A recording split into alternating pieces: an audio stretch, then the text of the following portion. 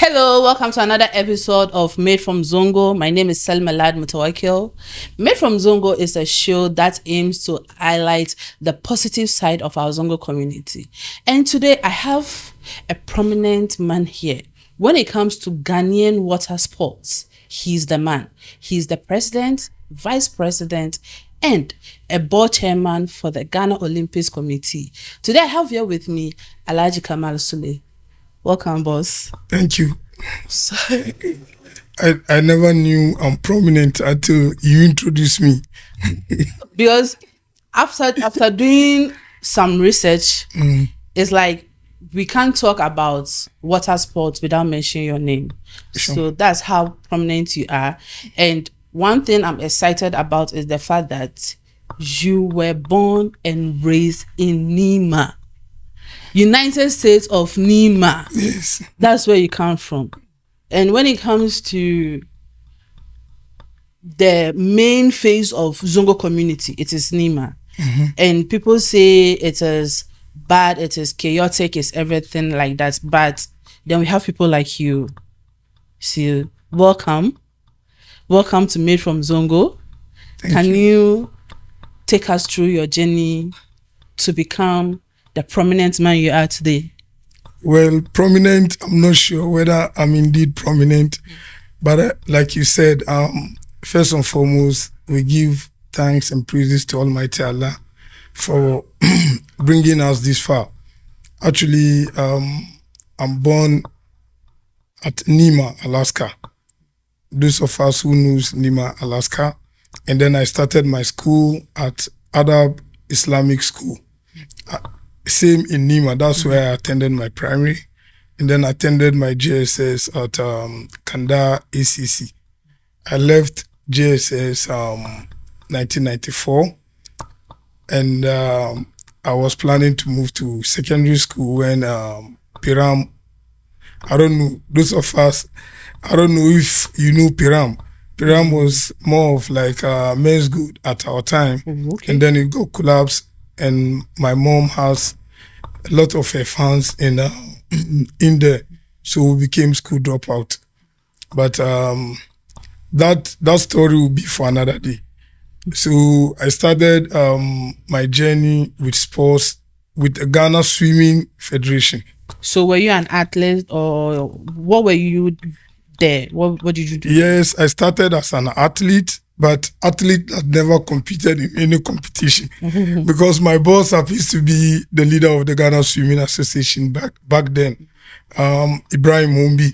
So even if I'm not qualified, by virtue of the fact that we both came from Nima, he was also, way back then, he was at, his parents reside at this place, Lesson Pharmacy. Going down there's a house, a very popular, that was Lesson family Nima. Yes.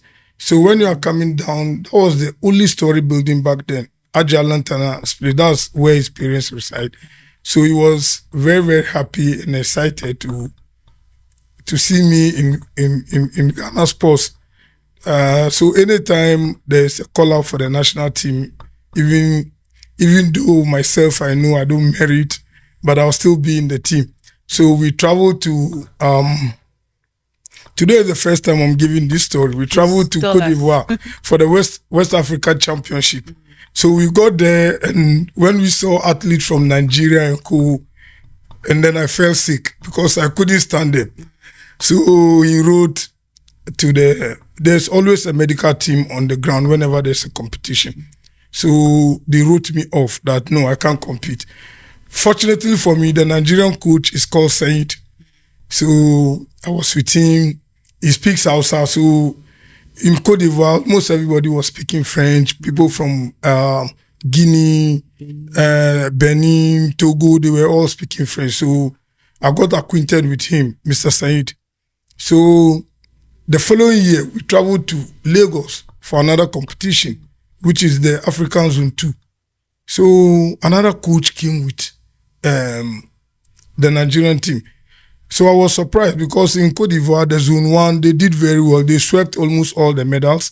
So I was surprised I couldn't see him. So I asked of him, they said, oh, Now Said is doing rowing. And I'm like, what's rowing? So I didn't want to embarrass myself. That time Ghana, we don't have rowing sports in Ghana. So I said, oh, so where is Said? They said it's in Abuja. So I didn't come back with the team. I allowed the team to come back, and then I have to travel to Abuja to meet Said. Like, Said, I didn't see you at the competition. He said, yes, now we do rowing. I said, Said, what is rowing? He said, your country, you don't do rowing. So he just did a sign like this. So I pull him on the side. I'm like, Said, I've never heard of rowing before. This is the first time I'm hearing rowing. Said, oh, okay, then you can. So I asked him, how do we do that? So he gave me some magazines. Before you move on, I think most of our audience also don't know what rowing is. Yes. Kindly. So I'm coming there. Okay, come there. So he gave me some brochure, gave me some materials. When I came home, I studied it and I realized that it's an Olympic sport. It's an Olympic sport. So I started doing some research about it, and I realized that no, this is indeed a very big sport that if we form it in Ghana, it will be beneficial to us. So we came to Ghana, we went through the National Sports Authority because you need to get the recognition. Sports Authority, they are the ones to give you license to introduce a new sport in Ghana. And then you need to get affiliation with your Ghana Olympic Committee. So we started. By the time we finished, that was under President Kufuor. That was around 2007. So by the time we finished, President Kufuor has left office. And immediately when NDC came, by then the law was that Ghana government is supposed to appoint the heads of all sports. So they fired, no, after we are done, then now under President Kufuor, the National Sports Authority appointed someone to be the head. Then who will be, because government is the one going to sponsor all your activities. So they need to be sure that they have someone at the helm of affairs, which is understandable. By then, that was the law. The law is called SMC Degree 54. Ghana government appoints all the heads, swimming, table tennis, weightlifting, judo, all the sporting discipline. So they appointed someone to be our head. I don't have his permission, so I will not mention his name. Okay. So immediately there's change of government. The new government fired the head and then brought another person. So we work with the person. I was the vice president. I worked with him, and then he served for 4 years. Another person came. I worked with him again as the vice president. Another person came. I worked with him again as the vice president. And now the law has been changed.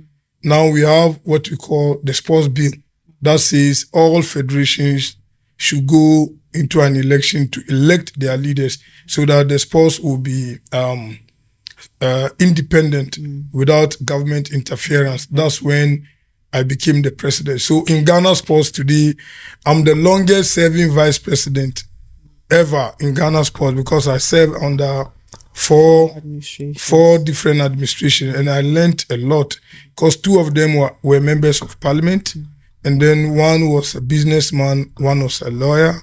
I learned under their feet a lot, and now I'm the president of the Ghana Rowing and Canoe Federation. And again, I'm the vice president of the Confederation of African Canoe Federation. And I'm the first Ghanaian to occupy that position. Yes, it's privilege. Me using the word prominent, it fits. It fits, right? It fits. So you mentioned you tag along with a friend and your world open up. Now, from Nima, Mamobi, the only water body we see is the gutter. So this is a sport that people from our community may not know it exists. Either they go to the beach once in a while to swim in the water.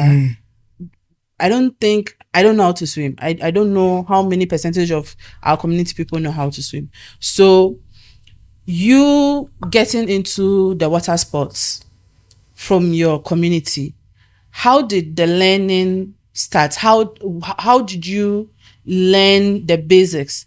Because that's one. Another thing is, with where we are coming from, if you don't know somebody in there already, it's hard to penetrate to. So how did all those things affect you growing up? Because you started in 94. That's 32 years now. No, not 94.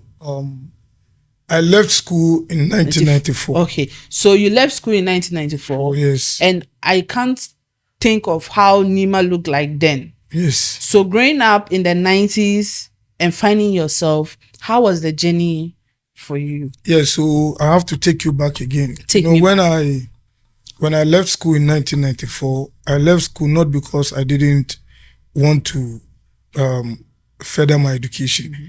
Today, let me veer a bit and come back. Today, I love President John Mahama for just one thing, mm-hmm. for introducing the 200 E-block secondary schools. Okay. I love him for that, and nobody will take that away from me.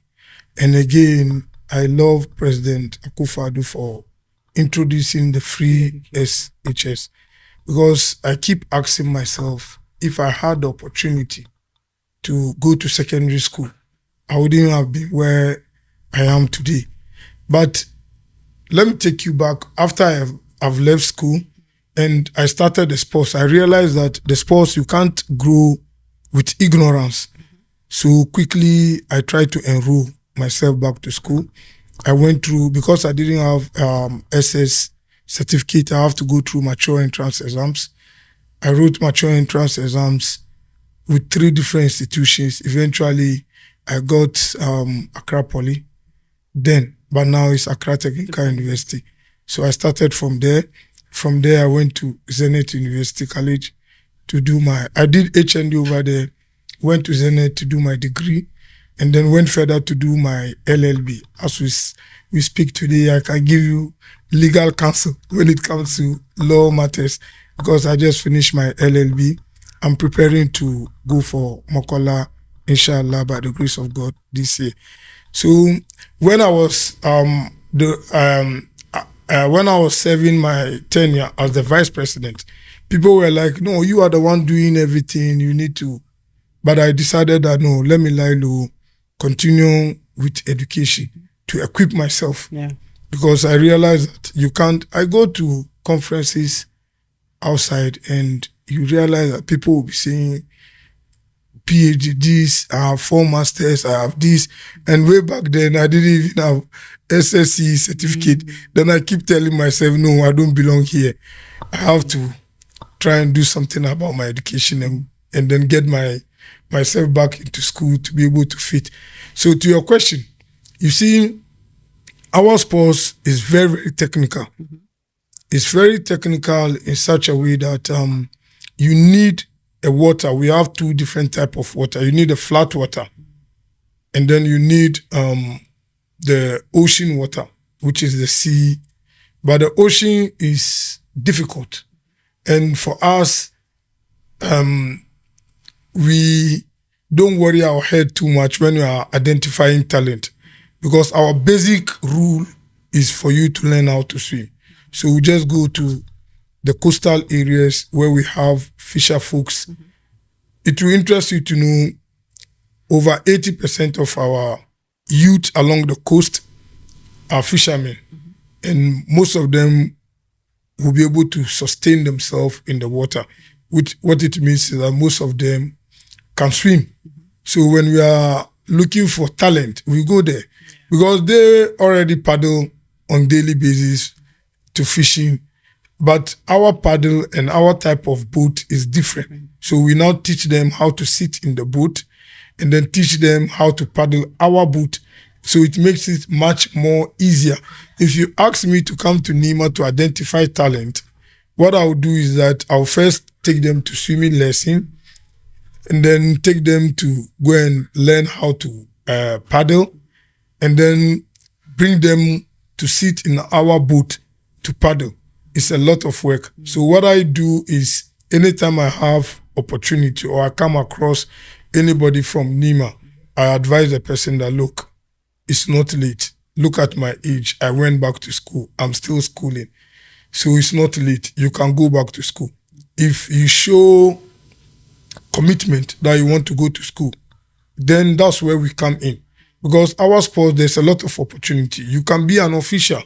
As I sit here in the whole of Ghana, I am the qualified ITO that can officiate at the Olympic Games. Can you explain the ITO? ITO means International Technical Official. Okay. We are just like referees. Okay. In the whole of Ghana, we are 2. And when we are done, I'll show you my results when I wrote the exams to become an ITO. I got 100. Yes, I got 100 because it's something that I love to do. And I always do a lot of research on it. So there are a lot of opportunities. You don't necessarily have to be in the booth. You can be an official, you can be a coach, there are a whole lot of opportunities that we can give out for you to go and then further your education. So far with your take, what I get from it is you believe education is key in everything, which is because even in Islam, we are advised to acquire knowledge. But apart from the educational background, as where you were raised, where you come from, ever affects your growth into your professional life? Yes, it does. And when I started this post, especially when I became the vice president under Mills, that time my president was a member of parliament. So virtually I was doing almost everything. I can appoint you in any capacity to come and serve, even if you don't have the technical know-how. I'll just be guiding you and teaching you what to do. So I decided to go to where I came from to get people to come on board. And funny enough, they mocked me and they were calling me Minister of Chichilbo. And I didn't even know, I was the one they are referring to. People, when I'll be with them, we are chatting, and then they will be saying, the Minister of Chichilbo, and Minister. It took me over a year before I got to know that they were referring to me. So it nearly get at me, it nearly discouraged me. But I keep seeing that there's light at the tunnel. Today, I've been to like 31 countries in the world. So sometimes I'll sit down and ask myself, a poor boy that my father came to this world and passed away, he has never owned a passport. I was born in a single room, and today I sit on the table with people that we used to look up to make decisions. I travel to conference, sometimes to present a paper on behalf of Ghana and stuff. So I keep asking myself, God is really, really indeed wonderful, because I never thought of it.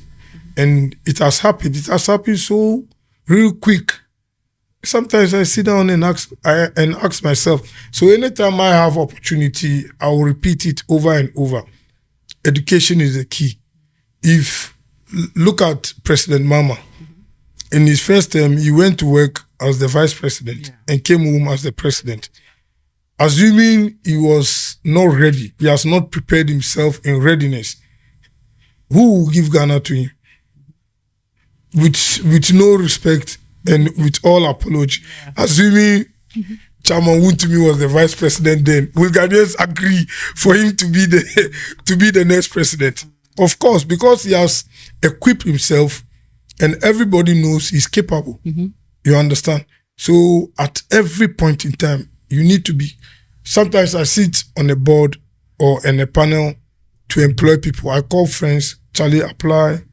But they don't have the requisite qualification for them to be employed. No matter what I do, I'm just one out of a board of 7. I can't influence everybody, knowing very well that you don't qualify. You understand? But if my brother or my cousin has the requisite qualification, then that is when we can also come in. So I urge my people from my hood, it's never too late. It's never too late. You can start from somewhere. Made from Zongo. Made from Zongo. Welcome back. This is Made from Zongo, and I'm here with Alhaji Kamal Sulley. He is the vice president, president. Like, he has so many positions. So let me just summarize it. He's a president in one committee, he's a vice president in another committee, and he's a board member of the Ghana Olympics Committee. Is he? Yes. And he's been from Zongo. So, Mr. Kamal, Yes. I also want to know, as you find yourself in the position that you are, from the neighborhood you're from, there are so many adversity that we have to overcome to be good people, to be a good member of our society. So what is the advice you can give to the youth, anyone watching? What's the advice you want to give to them? Yes, you see, I've talked a lot about education, but we should also bear in mind it's not everybody that has to go to school or will make it through education. Yes, I think our youth should always get something ahead of them. They should be focused, remain focused. You know, in our Zongo community, there's a lot of external influence. You understand? But funny enough, majority of us are Muslims. They should stick to the teachings of Islam, which forbids taking drugs, taking alcoholic and stuff. Everybody should learn a trade, learn something. There's one reggae musician. He has always been my inspiration. He says, get up and do something for yourself. You understand? Get up and do something for yourself. Whatever you are doing, if you want to learn fitting, put in more commitment, put in more effort, and it will be beneficial to you. If you want to go to education, put in more effort, put in more commitment. It will be beneficial. People will be mocking you. There's one of my favorite quotes that people who haven't gone to school, things that make them happy is to see you finish education, writing proposals, looking for job, and you are not getting. then they'll be laughing at you. Yes, but regardless, you have something in your head. There are some things that I learned from school that I think they are immaterial, they are of no use. But today, you meet it when you grow along. You travel to, for instance, when I travel to Africa to go and sit on the board, sometimes some of the things I just ask myself, some of the things, you learned it from Makaranta. Yeah. Yes, you learned it from Makaranta, some basic principles of life. You see people that you've never met before, you've never thought of meeting them.